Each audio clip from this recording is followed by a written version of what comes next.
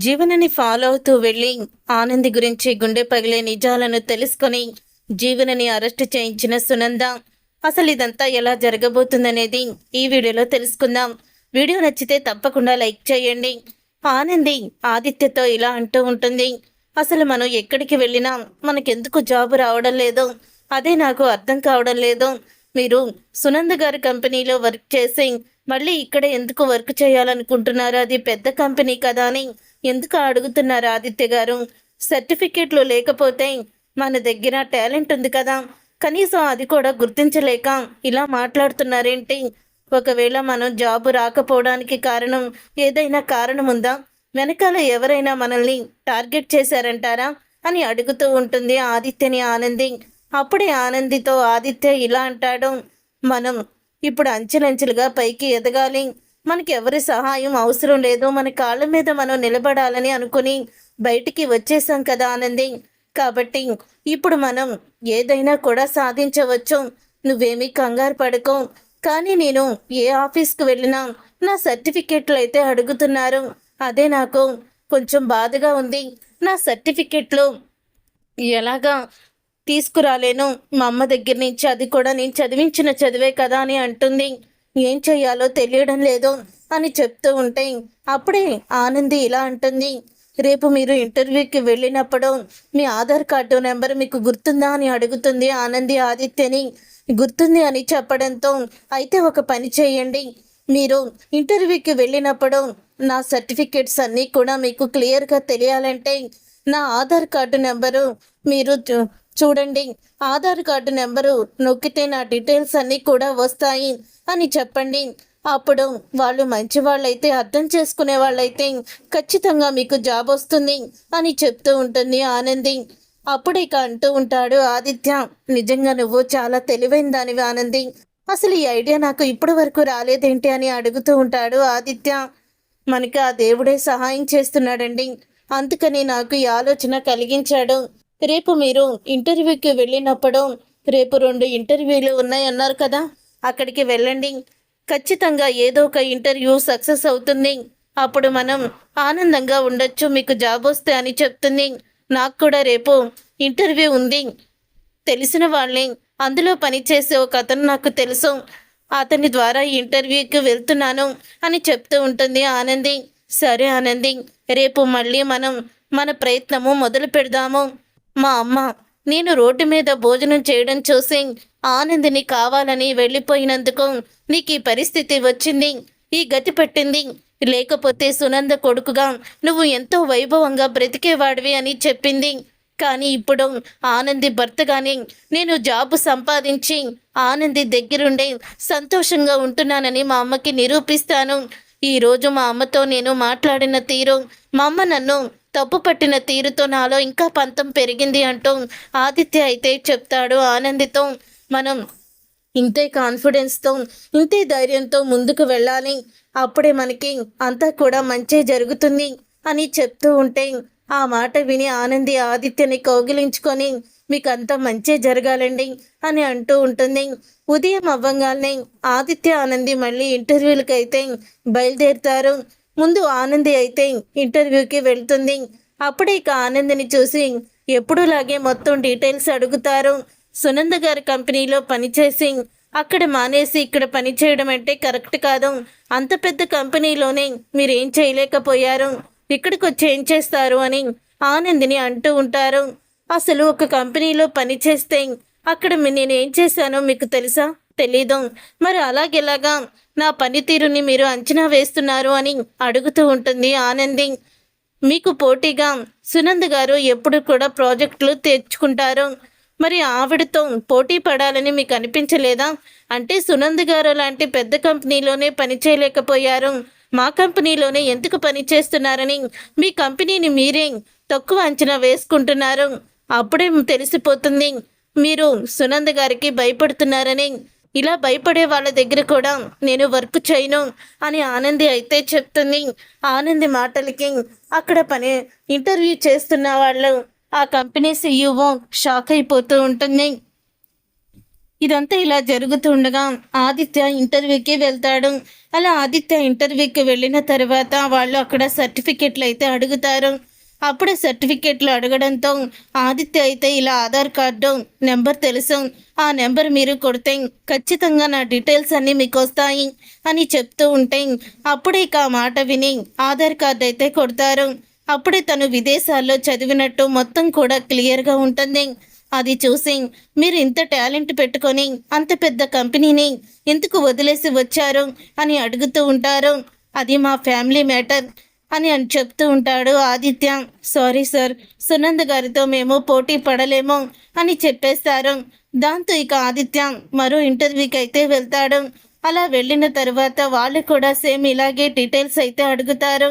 అలా డీటెయిల్స్ అడగడంతో అప్పుడే ఇంకా మొత్తం ఆధార్ నెంబర్ చెప్పడంతో ఆదిత్య డీటెయిల్స్ అయితే చూస్తారు. చూశాక ఆదిత్య మొత్తం సర్టిఫికెట్స్ అన్నీ కూడా ఆధార్ కార్డు కొట్టగానే వచ్చేస్తాయి.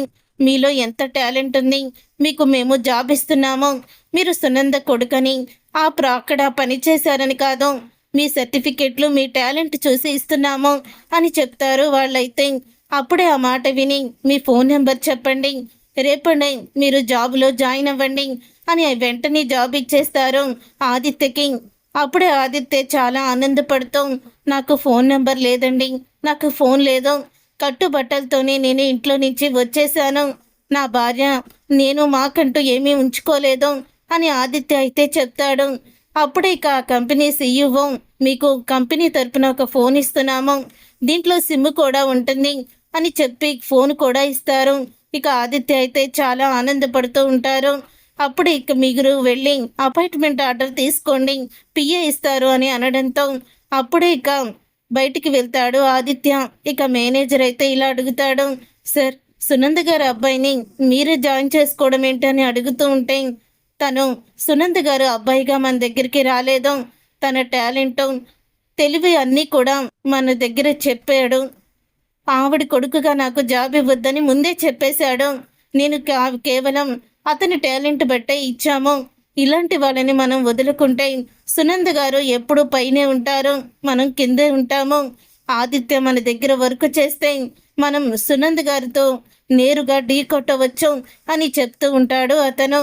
అబ్బో, మీరు ప్రాజెక్టుల కోసం ఆదిత్యని జాబ్లో జాయిన్ చేసుకున్నారా అని అడుగుతూ ఉంటే ప్రాజెక్టులో నేను మోసం చేసాం, అలాగే ఏమీ చేయను, తనను మీ కొడుకు నా దగ్గరే ఉన్నాడు అంటూ ఆవిడ్ని అవమానించో, నేను ప్రాజెక్టులను నా సొంతం చేసుకోను, ఆదిత్యలో నిజంగానే టాలెంట్ ఉంది, ఆదిత్య ఖచ్చితంగా సాధిస్తాడు, రేపు వచ్చే కొత్త ప్రాజెక్టుకి తన చేతే టెండర్ వేయించండి అని చెప్తూ ఉంటాడు అతను. అప్పుడు ఇక ఆ మాట విని సరే సార్ అని మేనేజర్ చెప్తాడు. తర్వాత అపాయింట్మెంట్ ఆర్డర్ తీసుకొని ఎంతో ఆనందంగా ఆదిత్య ఇంటికైతే వెళ్తాడు. ఆనంది అయితే ఇంకా ఇంటికి రాలేదేంటి అని తను లాక్ తీసి లోపలికి వెళ్తాడు. ఇంతలో ఆనంది జాబ్ వద్దని బయటకు వచ్చేస్తుంది కదా, అక్కడ తెలిసిన అతను ఉంటాడు. నీకు జాబ్ రాలేదు కదమ్మా అని అడుగుతాడు. అదేంటి అలా అడుగుతున్నారు, రాదని మీకు ముందే తెలుసా అని అడగడంతో నాకు తెలుసమ్మా, ఎందుకంటే ఆల్రెడీ మా మేడంకి ఒకళ్ళు ఫోన్ చేశారు అని అనడంతో ఎవరు, నాకు జాబ్ ఇవ్వద్దని ఫోన్ చేశారా అని అడుగుతుంది ఆనంది.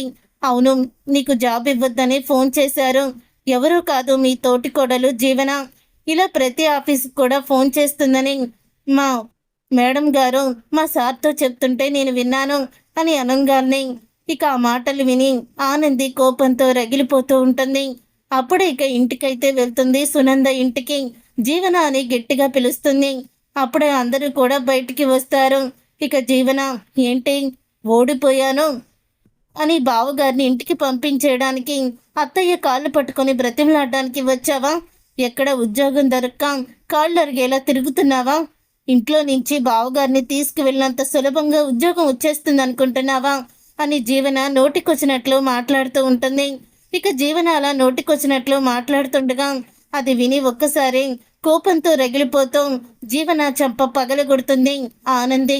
ఒక్కసారి అందరూ షాక్ అయిపోతూ ఉండగా సునంద, నా కోడల్ని కొడతావా అని అనగానే మీ కోడలు ఏం చేసిందో తెలుసా, మా సొంత టాలెంట్ మీద మేము జాబ్ సంపాదించుకోవాలని ప్రతి కంపెనీ తిరుగుతూ ఉంటే ప్రతి ఒక్కరికి తను ఫోన్ చేసి ఆ జాబు వాళ్ళకి ఇవ్వొద్దని చెప్తుంది.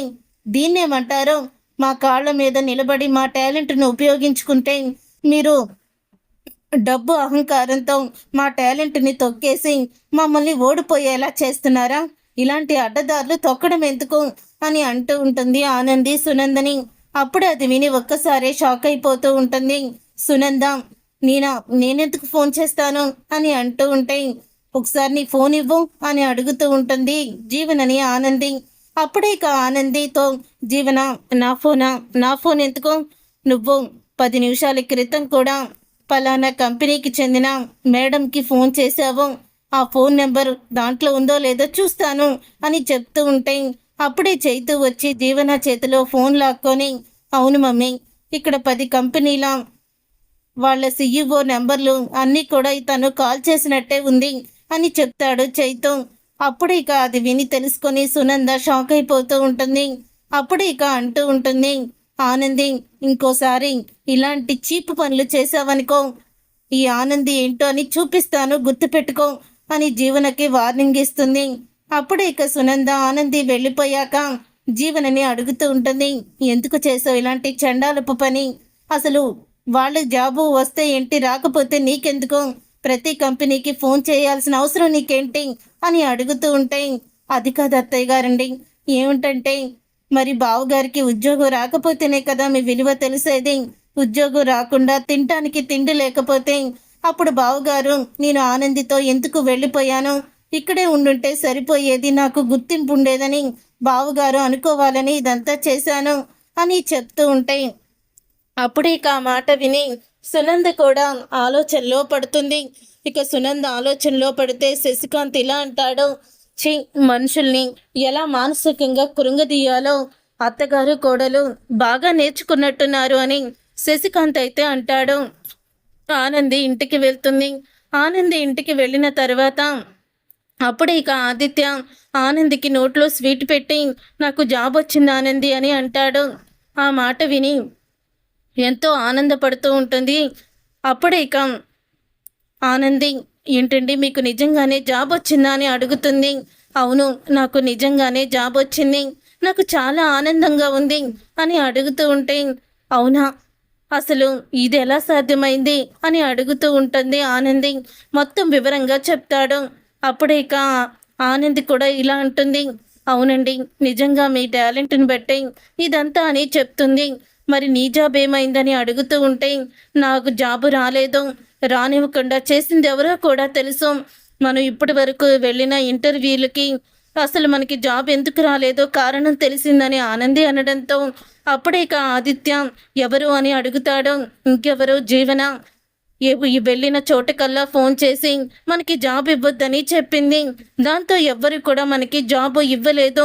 మనం జాబు రాకపోతే మళ్ళీ మీరు అత్తయ్య గారి ఇంటికి తిరిగి వెళ్ళిపోతారని అత్తయ్య గారి దగ్గర చెప్తుంది అని అంటూ ఉంటుంది ఆనంది. అప్పుడే కోపంతో రగిలిపోతూ ఆదిత్య, ఆ జీవన సంగతి చెప్తాను అని వెళ్ళబోతుండగా, అవసరం లేదండి, ఆల్రెడీ నేను దాని చెంప పగలగొట్టి అత్తయ్య గారు ముందే తను చేసిన పనిని చెప్పాను అని చెప్తూ ఉంటుంది. ఇక ఇదంతా ఇలా జరుగుతూ ఉండగా అప్పుడే ఇక ఇంతలో పద్మమ్మకి కళ్ళు తెరుస్తుంది హాస్పిటల్లో. ఇక నర్స్ అయితే జ్యోతికి ఫోన్ చేస్తుంది. జ్యోతి గారు, మీరు అడ్మిట్ చేసిన కోమాలో పేషెంట్ పద్మమ్మ కళ్ళు తెరిచింది అని చెప్పంగానే సీనయ్య అందరూ కూడా ఇంటికైతే వెళ్తారు, హాస్పిటల్కి అయితే వెళ్తారు.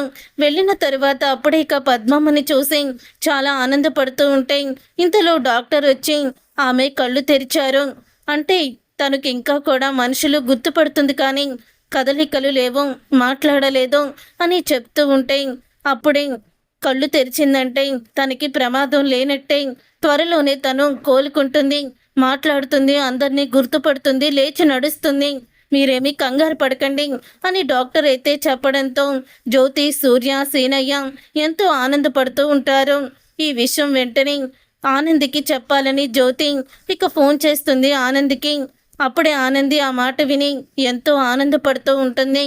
తర్వాత ఇక ఆనంది వెంటనే చైతుకి ఫోన్ చేస్తుంది. ఫోన్ చేసి అంటూ ఉంటుంది, మీ అన్నయ్యకి జాబ్ రాకూడదని. పాపం మీ ఆవిడ చాలా ప్రయత్నాలు చేసింది చైతు, కానీ మీ అన్నయ్యకి జాబ్ వచ్చింది. తన టాలెంట్‌ని చూసే ఇచ్చారు అని చెప్పడంతో చైతు అయితే ఎంతో ఆనందపడుతూ సునందకి, జీవనకి వినిపించేలా, నాన్న, అన్నయ్య తన సొంత టాలెంట్‌తో జాబ్‌ని సంపాదించుకున్నాడు. తనకి జాబ్ వచ్చింది. వదినే ఫోన్ చేసి చెప్పింది. ఎంతమంది గుంట నక్కలు చేరి వాళ్ళని ఆపాలనుకున్నా వాళ్ళ అడుగు అభివృద్ధి వైపే వెళ్తుంది తప్ప వెనక్కి రాదని కూడా చెప్పమంది అని చైతు అయితే అంటాడు. ఇక ఆ మాట విని కోపంతో రగిలిపోతూ ఉంటుంది జీవన. ఎన్ని ప్రయత్నాలు చేసినా అసలు జాబు ఎలా వచ్చింది ఆదిత్యకి అని అనుకుంటూ ఉండగా అప్పుడే ఇక ఆదిత్య పలానా కంపెనీలో జాబ్ వచ్చిందని చైతు శశికాంత్కి చెప్పడంతో విని ఆ కంపెనీకి మళ్ళీ జీవన ఫోన్ చేస్తుంది. ఫోన్ చేసి అసలు ఆదిత్యకి మీరు ఎలా జాబ్ ఇచ్చారు అని అలాగిలా మాట్లాడుతుంది. అప్పుడే ఇక అంటూ ఉంటాడు కంపెనీ సీఈఓ, తన టాలెంట్ని బట్టే మేము ఇచ్చాము. మీరు చెప్పింది మేము వినటానికి మాకు ఏమీ బంధాలు లేవు కదా. మీరు పెట్టండి ఫోను. మా కంపెనీకి ఎవరిని తీసుకోవాలో తీసుకోకూడదో మాకు బాగా తెలుసు అని జీవన్కి అతను రివర్స్ అవుతాడు. దాంతో జీవన అతని మాటలు విని షాక్ అయిపోతూ ఉంటుంది.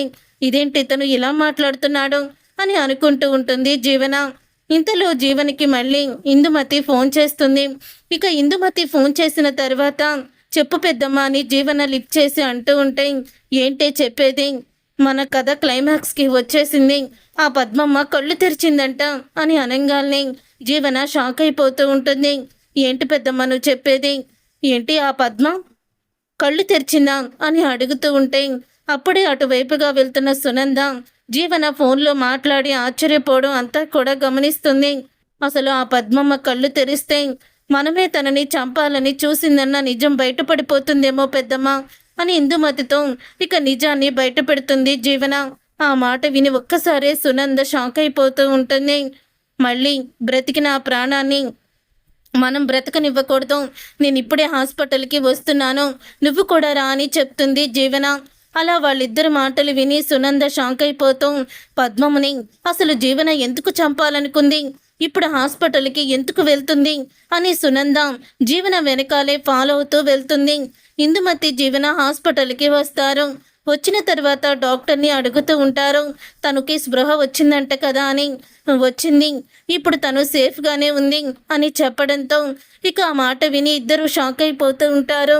కానీ తను ఇప్పుడు మాట్లాడలేదు.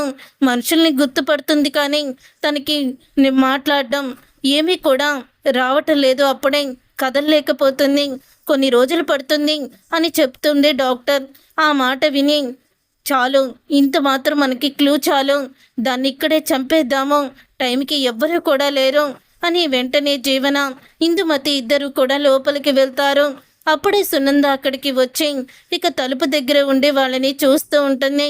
ఇక ఇందుమతి, ఏంటే పద్మమ్మ, నిన్ను తలగడ పెట్టి ఊపిరాడకుండా చేసినా బానే బ్రతికేశావు, కోమాలోకి వెళ్ళావులే, ఇక ఏ విషయం కూడా బయటికి రాదనుకున్నాను, కానీ నువ్వు కోమాలో నుంచి కళ్ళు తెరిచావనేసరికి మాట అన్నీ వచ్చేసాయేమో, మామూలుగా మారిపోయావేమో అనుకున్నాను, కానీ నువ్వు మామూలుగా మారలేదు, మళ్ళీ నువ్వు కళ్ళు తెరిచావు అని అంటూ ఉంటుంది ఇందుమతి.